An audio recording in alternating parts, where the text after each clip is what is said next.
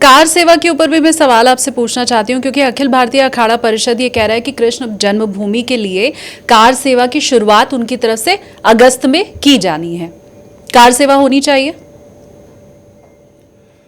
अब उनका पूरा बयान क्या है, क्या कार सेवा करना चाहते हैं, कैसी करना चाहते हैं। अयोध्या में जिस तरह मंदिर बना, नहीं, ये उन्होंने कहा अपने बयान में। हाँ, बिल्कुल उनकी तरफ से कहा गया है कि अब बहुत देरी हो गई है और मथुरा में भी उनको कृष्ण जन्मभूमि के ऊपर मंदिर ठीक उसी तर्ज पर चाहिए जिस तर्ज पर अयोध्या में मंदिर बना। श्री कृष्ण जन्मभूमि का मामला न्यायालय में विचाराधीन है और हम और हमारी सरकार और हमारे सभी संगठन, भारतीय जनता पार्टी और विश्व हिंदू परिषद, हम माननीय न्यायालय का सम्मान करते हैं।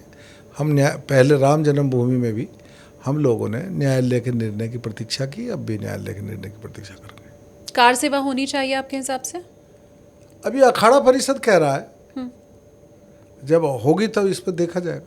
नहीं, आप पक्ष में हैं या नहीं? आप जाएंगे? अगर शुरुआत हुई तो आप जाएंगे? मैंने तो नहीं कहा कि हम कार सेवा करेंगे। हाँ। अखाड़ा परिषद ने कहा है, मेरी पार्टी ने तो नहीं कहा। हाँ। तो मेरे जाने ना जाने का प्रश्न कहाँ से आ गया जी? ये तो अखाड़ा परिषद वालों से पूछो। ठीक है। क्या कार सेवा एक बड़ी चुनौती तो बीजेपी के लिए नहीं बन जाएगा? ये सवाल इसलिए क्योंकि हमने देखा है कार सेवा की ही जब शुरुआत हुई या कार सेवा की ही वजह से बाबरी मस्जिद गिराई गई। अब एक बार फिर से कार सेवा की बात कही जा रही है। Law and order Uttar Pradesh का बड़ा इंपॉर्टेंट है चुनावों के वक्त। बड़ी मुसीबत ये बनेगा बीजेपी के लिए? नहीं, कोई मुसीबत नहीं बनेगा। अखाड़ा परिषद के लोग भी अपनी बात रखने के लिए स्वतंत्र हैं। संत समाज के लोग हैं, वो अपनी बात रख रहे हैं, अपनी भावना रख रहे हैं। ना तो कानून का उल्लंघन वो करेंगे, ना उत्तर प्रदेश में कानून की कोई परेशानी आने वाली है।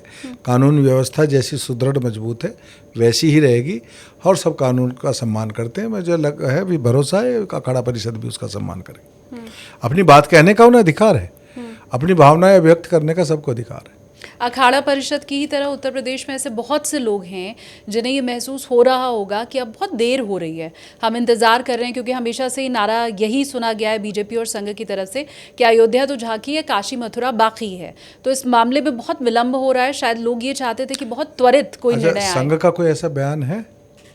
ये लाइन तो हमने हमेशा से सुनी है, मैं तो बचपन से।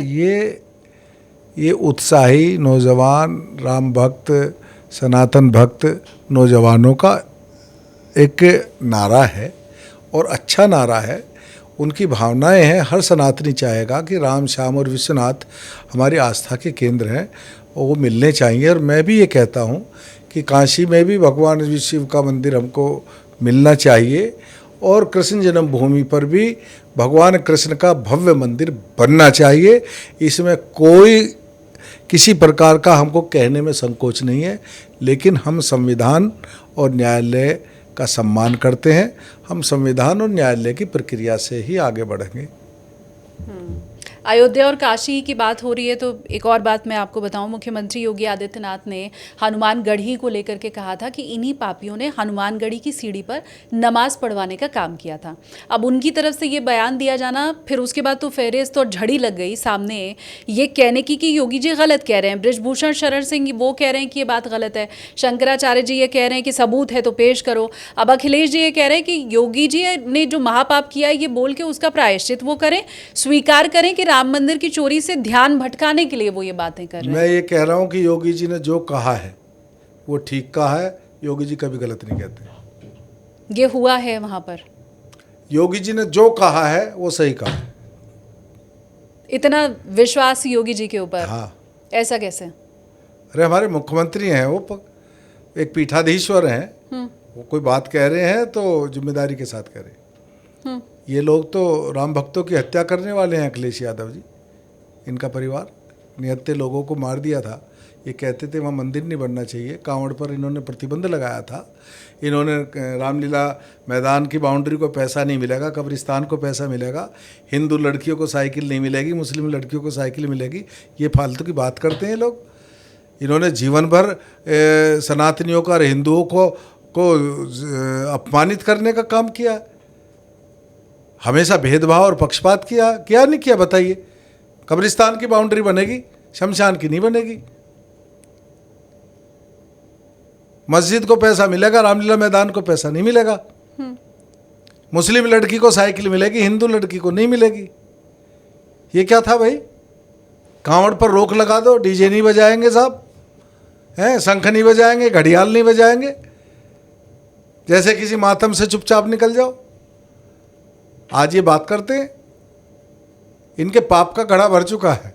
अब उसी श्रावण के महीने में हम देखते हैं कि जो कावड़ जा रहा होता है उस पर फूल भी बरसाए जा रहे होते हैं और इसकी बहुत तारीफ ये है। आस्थाओं का सम्मान है, आस्थाओं का सम्मान है, आस्था का सम्मान हमारी सरकार करती है। मैं थोड़ा, क्योंकि पॉडकास्ट का ये हमेशा नियम रहा है कि हम पर्सनल टच और सवाल और बातें ज़रूर पूछते हैं। मुझे आप ये बताएं, क्योंकि चुनाव तो 27 में फिर है और हर कोई ये ज़रूर आपसे उम्मीद कर रहा है कि पिछला जो आपका खुद रिकॉर्ड है, क्योंकि आपने अपना ही रिकॉर्ड 22 में तोड़ा, तो अब क्या वो फिर से चमत्कार हम देखने वाले हैं? इसका जवाब मैं तब दूंगा जब पार्टी अपने प्रत्याशी घोषित कर देगी और मुझे भी घोषित कर देगी, तब इसका जवाब दूंगा। मैं आज अभी डाउट है, किसी को डाउट नहीं है इस बात में? नहीं, डाउट नहीं है। पार्टी का एक फॉर्म है, उस फॉर्म में प्रत्याशी तय किए जाते हैं। मैं अपने आप को आज आपके पॉडकास्ट पे बैठ करके ये कैसे घोषित कर दूं कि भी मैं निश्चित रूप से प्रत्याशी हूँ? ये पार्टी शीर्ष नेतृत्व, हाईकमान, जिसको हमारा सेंट्रल पार्लियामेंट्री बोर्ड है, हमारे राष्ट्रीय अध्यक्ष हैं, हमारे प्रदेश अध्यक्ष हैं, एक चैनल है, वो लोग जब ये निर्धारित कर देंगे कि सुनील शर्मा जी आपको प्रत्याशी बनाया गया, तब मैं इसका जवाब दूंगा।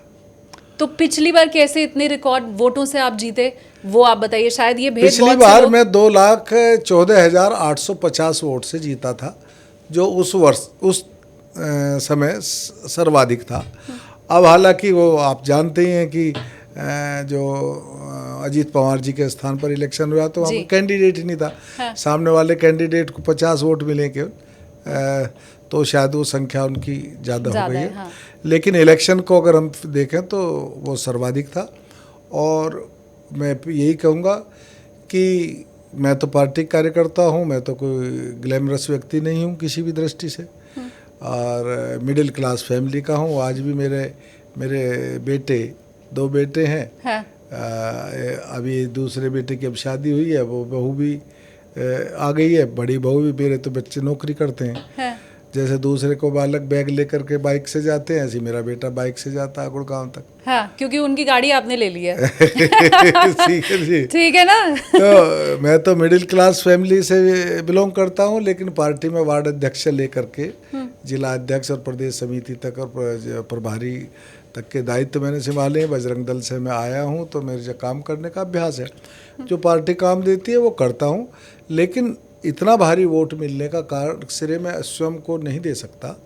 ये पार्टी के प्रति लोगों की लगाव, हमारे शीर्ष नेतृत्व पर भरोसा, सब मिल करके ही इतना बहुमत हमको मिला।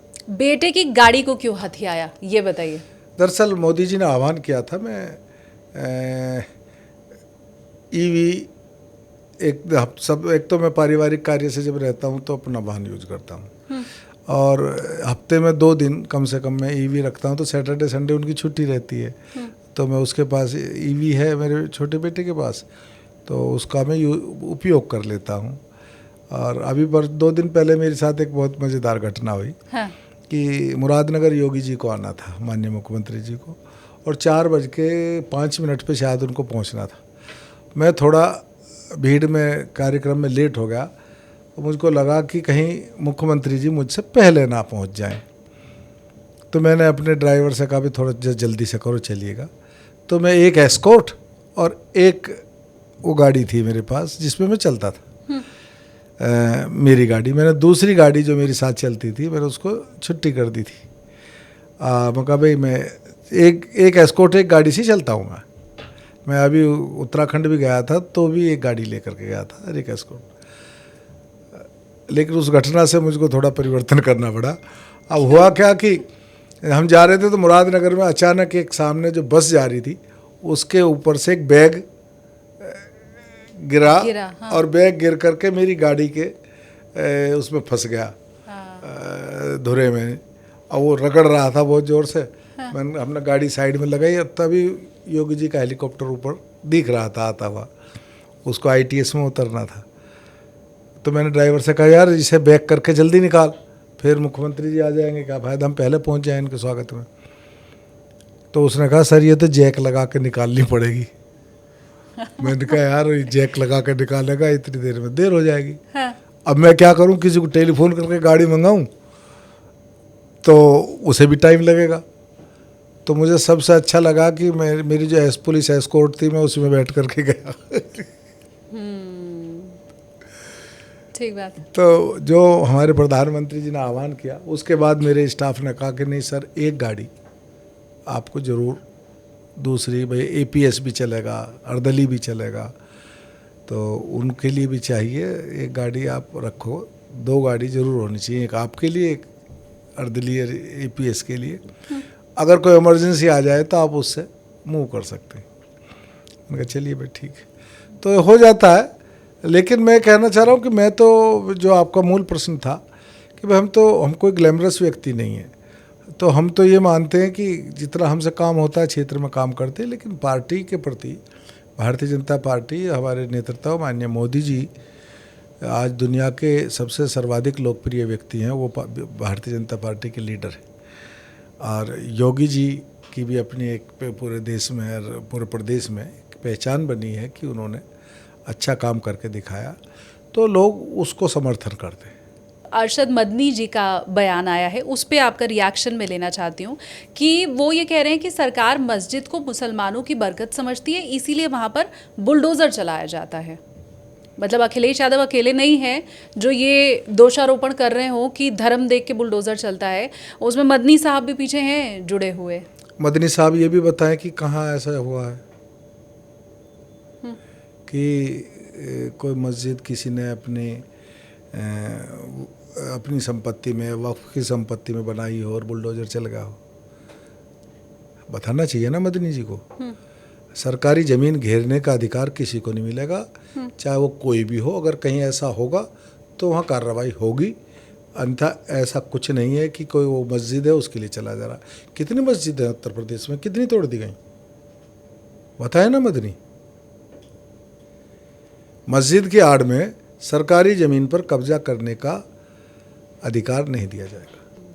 आप बहुत करीबी माने जाते हैं योगी आदित्यनाथ जी के, तो थोड़ा उनके बारे में हमें बताइए ना, क्योंकि ऊपर से देख के तो ये लगता है कि बड़े सख्त हैं, बड़े कठोर हैं, आप बड़े घनिष्ठ हैं उनके। सख्त तो हैं पर कठोर नहीं है। वो सख्त हैं अनुशासन के नियमों के प्रति। हाँ। और चिंतित हैं कि भाई जो मोदी जी का संकल्प है विकसित भारत और आत्मनिर्भर भारत, उसको साकार करना है और उसमें उत्तर प्रदेश की महत्वपूर्ण भूमिका होनी चाहिए। तो उसके लिए अगर सख्ती करनी पड़ती है तो भी करते हैं और आगे बढ़ने का काम हम सब लोग मिलकर कर रहे हैं। वो खासे चिंतित हैं, आपने कहा प्रदेश को आगे बढ़ाने को लेके। आपकी जब भी उनसे बातचीत होती है ऑफ द रिकॉर्ड, ऐसे पर्सनल बातचीत होती है, तो वो आपके साथ कैसे रहते हैं? जब सब लोगों में बैठते हैं तो बड़े, मतलब अब वो इतनी तक चिंता करते हैं। कई बार जब मैं मंत्री बना तो मेरा वजन 126 किलो था। अच्छा। हाँ। बल्कि मंत्री बनने के कुछ दिन बाद सहारनपुर माननीय प्रधानमंत्री जी आए और तो वो जब हवाई जहाज़ से उतरे तो हम लोग उनको रिसीव करने खड़े थे। पहले स्थान पे आदरणीय भूपेंद्र जी जो उस वक्त अध्यक्ष थे वो थे, उनके बाद मैं खड़ा था। तो मैंने अपना परिचय दिया, मैंने कहा सर मैं सुनील शर्मा उत्तर प्रदेश सरकार मंत्री हूँ, इस जिले का प्रभारी हूँ। तो मुझसे हंस के बोले मोदी जी तो मंत्री बनने के बाद कितना वजन बढ़ा? मैंने कहा सर अभी मेरा 12 किलो कम हुआ है। तो हंसे हुए और कम हो गया। मैंने कहा जी। तो मेरा वजन ज़्यादा था तो योगी जी ने मुझको टोका। उन्होंने कहा भाई सुनील वजन कम करो, तुम्हारा वजन ज़्यादा है। 2 बार उन्होंने टोका। फिर मुझसे कहा, एक हमारे मंत्री जी हैं सचान जी ने, देखो सचान ने बहुत कम किया, उससे बात करो कैसे किया। तो उसके बाद मैंने तय किया कि मैं इसको कंट्रोल करूँगा और अपना भोजन आहार विहार थोड़ा सा बदला और आज नतीजा ये है कि मेरा वज़न अब 98 kg है, 28 किलो मैंने कम किया। तो थोड़ा राज बताइए ना फिर हमारे व्यूअर्स को भी, ये तो बड़ी नहीं, चिंता। राज मेरा यही है, एक तो मैंने कार्ब्स बंद कर दिए बिल्कुल, गेहूँ, हाँ। चावल, मिठाई, मीठा, ऑयल और दूध। दूध भी बंद कर दिया? हाँ, 5 चीज़ें मैंने बिल्कुल बंद कर दी। दूध मुझे बहुत प्रिय था, दूध के बिना मैं कभी सो नहीं सकता था रात को बिना पिए। अब मैंने दूध टोटली बंद कर दिया, मीठा टोटल बंद कर दिया, गेहूँ बंद कर दिया। मुझे रोटी खाए 2 साल से ऊपर हो गए, 2.5 साल से। My God. हाँ, रोटी नहीं खाई है मैंने। मेरा जो भोजन है वो सुबह के वक्त में 8-10 बादाम भीगे हुए रात के और 2 अखरोट ये खाता हूँ, और पपीता या सेब, बस ये मेरा ब्रेकफास्ट है। लंच में मैं उबला हुआ चना या दाल ये ले लेता हूँ थोड़ा सा, और शाम को 6 बजे 7 बजे तक सब्जी, कोई भी सब्जी खा ली और छुट्टी। तो इस नियम को मट्ठा पीता हूँ मैं, दूध नहीं पीता लेकिन मट्ठा पीता हूँ, मक्खन निकला हुआ। हाँ। मट्ठा मुझे अच्छा भी लगता है और उसमें कार्ब्स भी नहीं है। तो कार्ब्स बंद करके प्रोटीन की डाइट बढ़ाई थोड़ा सा, और धीरे धीरे 2-2.5 साल में आकर के इस बीच मैंने परहेज नहीं तोड़ा। मेरे बेटे की शादी हुई। हाँ, सबने देखी है वो तस्वीर। हाँ, हाँ, शादी हुई, मैंने उसमें भी 1 कटोरी मखाना चाट बोलते हैं, मखाना दही मिला करके बनाते हैं, वो खाई, बस उसके अलावा कुछ नहीं खाया। और कुछ भी नहीं खाया? ना, माय गॉड। अच्छा, no cheat day, cheat meal नहीं? कुछ नहीं, मैंने खाया ही नहीं इसके अलावा कुछ। नितिन गडकरी जी के बाद मैं दूसरे ऐसे मंत्री और नेता से मिल रही हूँ, क्योंकि गडकरी जी ने भी मुझे यही बात बोली कि मैं पहले बहुत मोटा था और मैं बिना खाए तो रह नहीं सकता था। खाता मैं अभी भी हूँ लेकिन कम खाता हूँ, पहले मैं बेहिसाब खाता था। अब मैं दूसरे मंत्री से मिल रही हूँ जो ये बता रहे हैं कि मेरी तो डाइट चार्ट ये है और मैंने कितना वजन कम किया। और मुझे लगता है ये, क्योंकि मोदी जी को हमने कई मंच से सुना है ये कहते हुए कि तेल कम करो, पूरे देश से आह्वान उन्होंने किया। उन्होंने कहा मिलेट्स खाओ। ये शायद देश में पहले प्रधानमंत्री हैं जो हम सब ने देखा जिन्होंने देशवासियों के स्वास्थ्य की चिंता की है। तो वो अपने नेताओं, मंत्री और मंत्रिमंडल की भी चिंता करते हैं। जी जी। मुख्यमंत्री जी मुझसे अभी भी जैसा है, कितना कम हो गया भाई? मैंने कहा महाराज जी अब नहीं हो रहा है, यहाँ आकर रुक गया मेरा। अभी कितना है फिर? अभी मेरा 98.5 है। और कम करना है? चाहता हूँ मैं 5 किलो और कम हो जाए, लेकिन अब हो नहीं रहा। अब मेरा पिछले 3-4 महीने से यहीं रुक गया, इससे नीचे नहीं जा रहा। कुछ करना पड़ेगा। और अब मुझको लगता है कि मैं जो डाइट है ना उसमें कुछ चेंज करना पड़ेगा, क्योंकि वो शरीर ने उसको अडॉप्ट कर लिया, उसके हिसाब से वो चलने लगा। अब देखता हूँ। आपको पार्क में लोगों से मिलते टहलते भी बहुत देखा गया है, वहाँ जाके आप लोगों से बातचीत करते हैं, तो चलते चलते बात किया कीजिए। नहीं, वो मेरा ये है कि मैं सुबह उठकर नहा स्नान ध्यान करके पूजा करके घर से लगभग 6:30 बजे निकलता हूँ। 6:30 से पहले मैं ये काम कर लेता हूँ, और 7 बजे मैं किसी एक अपने क्षेत्र के किसी पार्क में जाता हूँ पहले, और 2 या 3 पार्क कवर करता हूँ। तो वहाँ जो लोग होते हैं उनसे मिलता भी, घूमता भी हूँ, टहल भी लिया, एक चक्कर लगा लिया, फिर लोगों के साथ बैठ लिए। हाँ, ये जरूर करता हूँ, वहाँ के कार्यकर्ताओं को पहले बता देता हूँ मैं कल सुबह तुम्हारे पार्क में आऊँगा, तो वो 10-20 लोगों को सूचना भी कर देते हैं कि सुबह मंत्री जी आएंगे, क्योंकि हमारे क्षेत्र ऐसा है कि जनसंपर्क का तो इससे अच्छा तरीका नहीं हो सकता। तो लोगों से मिले और उसके बाद अपना 9-9:30 बजे फ्री हुए तो थोड़ी देर आके अपना घर आए, कुछ ना जलपान लिया, फिर कार्यालय चले गए। तो मैं उसमें घूमना हो जाता है मेरा।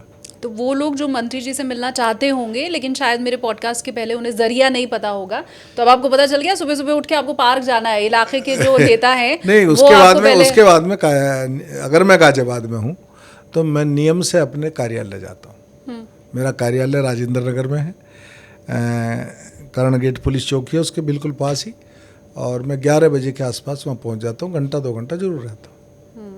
ये आप हर समय पॉजिटिव रहते हैं, तो यही वजह है क्या कि ये आप अट्रैक्ट भी कर लेते हैं वोटर्स को और रिकॉर्ड मतों से जीत भी जाते हैं? देखो, रिकॉर्ड मतों से जीतने का श्रेय मैंने कभी, मुझसे बहुत कई बार लोगों ने पूछा, हाँ। लेकिन मैं उसका श्रेय मैंने कभी अपने आप को नहीं दिया। मेरा मानना ये है कि माननीय नरेंद्र मोदी जी, हमारे यशस्वी प्रधानमंत्री जी के नेतृत्व में 2017 का इलेक्शन हुआ और बम्पर वोटों से भारतीय जनता पार्टी जीती। ये उनके जो सरकार के द्वारा लिए गए निर्णय थे और उनकी सरकार के द्वारा जो भारत को आगे बढ़ाने का काम किया, उसके प्रति लोगों ने अपना समर्थन दिया। और वो लगातार फिर 2017 में योगी जी मुख्यमंत्री बने। योगी जी आए तो योगी जी ने उत्तर प्रदेश से अपराध का खात्मा किया और जो मोदी जी का आह्वान है उसके साथ कदम से कदम मिला करके उत्तर प्रदेश की डबल इंजन की सरकार चली। आज उत्तर प्रदेश जो एक बीमारू प्रदेश था, जो एक अपराधियों के नाम से जाना जाता था, जहाँ के सीरियल लोग जिलों के नाम पर बनाते थे, कभी मिर्ज़ापुर, गाज़ियाबाद जिला के नाम पर फिल्म बनी थी अपराध को लेकर के, ये पहचान थी। आज उस उत्तर प्रदेश की पहचान है कि ये सबसे ज़्यादा एक्सप्रेस वे वाला प्रदेश है। यहाँ 1 डिस्ट्रिक्ट 1 माफिया होता था, आज 1 डिस्ट्रिक्ट 1 प्रोडक्ट है। आज 1 डिस्ट्रिक्ट 1 मेडिकल कॉलेज है, आज 1 डिस्ट्रिक्ट 1 यूनिवर्सिटी है, आज 1 डिस्ट्रिक्ट 1 व्यंजन की योजना हम लेकर के आ रही है हमारी सरकार। तो हमने उस तस्वीर को हमारी डबल इंजन की सरकार ने, मोदी जी ने और प्रदेश में योगी जी ने बदलने का काम किया। एक साथ कदम से कदम मिला करके चले। केंद्र की योजनाओं को पूर्णतः लागू किया गया है, उसमें कोई संकोच। पहले तो इसलिए छोड़ दिया जाता था कि मोदी जी का नाम होगा तो हम एम्बुलेंस नहीं लेंगे, ये करते थे ना अखिलेश यादव। तो आज मैं आपको बहुत छोटी सी बात बताता हूँ। अखिलेश यादव की सरकार ने जो अंतिम बजट प्रस्तुत किया 2016-17 का, उस बजट का आकार था 3,36,000 करोड़ रुपए उनकी सरकार का। 9 सालों में योगी जी की सरकार ने एक भी नया टैक्स नहीं लगाया, किसी भी टैक्स में कोई वृद्धि नहीं की। 86 लाख किसानों का कर्जा माफ किया, 36,000 करोड़ रुपए। शिक्षा मित्रों को जिन्हें 3,000 रुपये तनख्वाह देती थी ये समाजवादी पार्टी की सरकार, आज हमारी सरकार 18,000 रुपये उन्हें मानधन दे रही है। होमगार्ड्स की तनख्वाह बढ़ाई। सारे शिक्षक, चाहे माध्यमिक के हों, चाहे बेसिक के हों, चाहे होमगार्ड्स हों, इनको 5 लाख रुपए का कैशलेस हेल्थ कवर दिया है, अभी घोषणा की। किसानों के ट्यूबवेल के बिल माफ़ कर दिए। मतलब जितना हम रियायत दे सकती थी सरकारें, जिनको आवश्यकता थी वो देने का काम किया। 9 लाख उत्तर प्रदेश सरकार ने सरकारी नौकरी में भर्ती करी। एक भी धांधली की शिकायत और एक भी मामला हाई कोर्ट में नहीं गया। कितनी बड़ी हमारे यहाँ भर्ती लोगों की, टीचर्स की और विभिन्न भिन्न विभागों में की गई है, बिल्कुल पारदर्शिता के साथ की। हमने भारी खर्चे किए हैं। उसके बाद हमारी उत्तर प्रदेश की सरकार का बजट जो अब योगी जी ने प्रस्तुत किया है वो 9,12,000 करोड़ रुपए का, 6,00,000 करोड़ रुपए उनसे ज़्यादा है, 3 गुने का है। ये कहाँ से आ गया पैसा? हम तो टैक्स नहीं लगा रहे। ये पैसा इसलिए आ गया कि जो 1 डिस्ट्रिक्ट 1 माफिया था वो गुंडागर्दी करता था, व्यापारी भाग रहा था, इन उद्योगपति भाग रहा था, पलायन हो रहा था। कैराना कांदला की घटनाएं सबने देखी थी। लेकिन आज 1 डिस्ट्रिक्ट 1 प्रोडक्ट है। हर जिले में कोई ना कोई उत्पाद है जो अपनी विशेषता रखता है और उसके वहाँ कारीगर हैं, वहाँ उसको बनाने वाले हुनरमंद लोग हैं, वो उस काम को करते थे। लेकिन बदमाश गुंडे माफियाओं के कारण वो धंधे ठप हो गए क्योंकि उनसे वसूली होने लगी। अब हमारी सरकार ने उल्टा किया। जैसे सहारनपुर में अगर आप चले जाएंगे तो लकड़ी का उद्योग है, अमरोहा में चले जाएंगे तो ढोलक का उद्योग है, मुरादाबाद में चले जाएंगे तो पीतल का उद्योग है, अलीगढ़ में चले जाएंगे तो ताले का उद्योग है, गाजियाबाद में आएंगे तो डीजल इंजन का उद्योग है, भदोई में जाएंगे तो कालीन है, कन्नौज में जाएंगे तो इत्र है, बनारस में जाएंगे तो साड़ियाँ हैं। इस तरह से प्रत्येक ज़िले में कोई ना कोई ऐसा उत्पाद है जिसके हुनरमंद लोग वहाँ रहते हैं, जिसका व्यापार करने वाले लोग हैं। लेकिन वो सरकारी शोषण और अपराधी गुंडे बदमाशों के द्वारा करे जाने के कारण वो उद्योग मर गए। उसको हम उत्तर प्रदेश सरकार ने 1 डिस्ट्रिक्ट 1 प्रोडक्ट की योजना लाई, उनको प्रोटेक्ट किया, उनको प्रमोट किया, उनको जो भी आर्थिक सहायता देनी थी वो दी, उनको मार्केट उपलब्ध कराया। और जब वो वन डिस्ट्रिक्ट वन प्रोडक्ट पे हर जिले में एक ना एक 10-20 व्यापारी संपन्न हुए तो उन्होंने हजारों लोगों को रोजगार दिया। वो काम जो मर गए थे वो जिंदे हो गए। जिंदे होने के बाद प्रति व्यक्ति की आय आज उत्तर प्रदेश में डबल हुई है, पर कैपिटा इनकम डबल हुई है और हमारे बजट का आकार बिना टैक्स बढ़ाए 3 गुना हुआ है। सबसे ज़्यादा एक्सप्रेस वे उत्तर प्रदेश सरकार ने बना दिया। आप कहीं से कहीं चले जाइएगा। ये इसलिए हो रहा कि आज इन्वेस्टर आ रहा है। पहले इन्वेस्टर घुस सकता था यूपी में, आज बड़ी बड़ी कंपनियां आ रही हैं। मोबाइल मैन्युफैक्चरिंग का हम पहले इंपोर्ट करते थे, अब एक्सपोर्ट करते हैं। भारत एक्सपोर्ट करता है। भारत में जितना मोबाइल हम मैन्युफैक्चरिंग हो रही है उसका 55% उत्तर प्रदेश में हो रहा है जी। जितने इलेक्ट्रॉनिक्स कंपोनेंट पूरे भारत में बन रहे हैं उसका 60% इलेक्ट्रॉनिक्स कंपोनेंट यूपी में बन रहा है। अब इन्वेस्टर्स की, उद्योगपतियों की चॉइस बन चुका है यूपी। माइक्रोसॉफ्ट उत्तर प्रदेश में आई है, फॉक्सकॉन उत्तर प्रदेश में आकर के सेमीकंडक्टर की चिप बना रही। माहौल बदल गया। माहौल बदला है तो सब लोगों को एक रोजगार मिला है, खुशनुमा माहौल हुआ है। तो ये परिवर्तन कर दिया है और इस परिवर्तन को दुनिया देख रही है। मैं 1-2 सवाल अब आपसे आपके मंत्रालय से जुड़ा हुआ लूंगी, फिर हम रैपिड फायर करके और जो है हाँ ख़त्म करेंगे। मुझे ये बताइए, उत्तर प्रदेश को सबसे बड़ा आईटी हब बनाने की बात हम बहुत दिन से सुन रहे हैं, लेकिन ये भी एक सच्चाई है कि उत्तर प्रदेश से ही और ख़ासकर पूर्वांचल से, जहाँ से मैं ताल्लुक़ रखती हूँ, बहुत ज़्यादा पलायन हमने देखा है।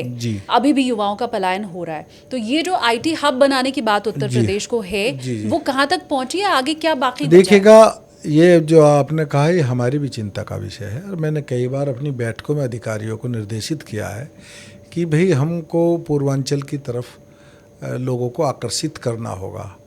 देखिएगा, आईटी हब तब बनेगा जब आईटी इंडस्ट्री वहाँ आएंगी। अभी तक तो माहौल नहीं था। अब हमने एक्सप्रेसवे दिए हैं, अब हमने एयरपोर्ट दिए हैं, तो अब एक अच्छा वातावरण दिया। अभी हम लखनऊ में आईटी सिटी बना रहे हैं, लखनऊ में एआई सिटी भी बना रहे, कानपुर में भी हमारा ड्रोन सिटी बनाने का कार्यक्रम है। तो उस तरफ हमारा ध्यान है। अभी एक यू हब हमारा प्रस्तावित है लखनऊ में। हम 2 यू हब बनाने जा रहे हैं स्टार्टअप के लिए, एक लखनऊ में और एक ग्रेटर नोएडा में।